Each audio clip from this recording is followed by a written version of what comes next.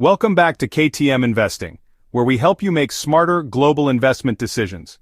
If you're holding international stocks, especially Chinese EV companies like NIO, BYD, Li Auto, or XPeng, you've probably seen headlines about potential U.S. delistings. So, what really happens if a stock like NIO or Alibaba gets delisted from the U.S. stock market?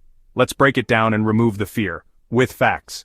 First, most Chinese companies trade on U.S. exchanges through something called ADS, American Depository Shares.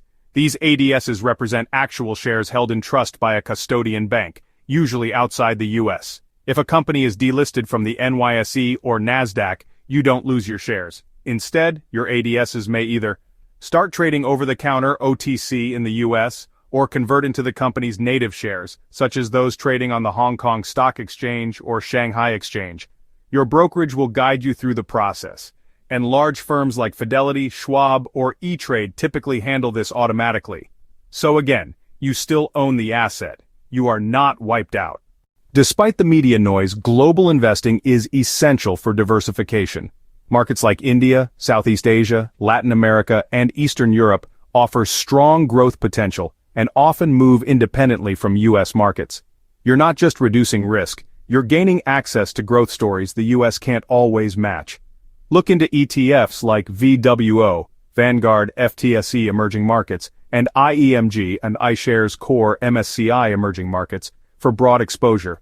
For international dividend stocks, consider the Swedish company Nestlé, a consistent global brand with a strong dividend history, Novartis, a Swedish pharmaceutical giant with stability and is the 8th largest by revenue, Taiwan Semiconductor TSMC, a global chip leader with high yields, British American Tobacco, UK, a company with historically generous dividends, and Enbridge, Canada, a high-yield energy infrastructure play. Other sectors with consistent international returns include clean energy and EV infrastructure, global shipping and logistics, telecoms and cloud computing in Asia and Europe, and agribusiness and commodities in India, China, Indonesia, and Brazil. If you haven't already, be sure to subscribe to KTM Investing for weekly breakdowns of emerging markets, global stocks, and data-backed investing strategies. If you're already part of our community, thank you for your support. Let's keep growing together. If a company like Tencent, Alibaba, or Cattle were to be delisted from U.S. exchanges, here's what would happen. Your ADSs would likely be converted into foreign-listed shares. You could still trade those shares through international brokerage channels, or they may continue trading as OTC pink sheets, which still offer liquidity. U.S. investors may also be given the option to transfer positions to Hong Kong or European exchanges with help from their broker. Remember, the underlying business is not gone. If NIO or Li Auto continues to grow, your ownership still reflects that growth, even if the trading venue changes. International investing comes with risks, but also massive rewards. Diversifying globally, especially across EV technology, infrastructure, and healthcare, can protect your portfolio while boosting your return potential.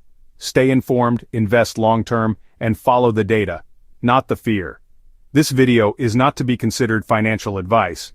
Always do your own research or consult with a licensed financial advisor before making any investment decisions. Don't forget to like and subscribe to KTM Investing, and we'll see you in the next video.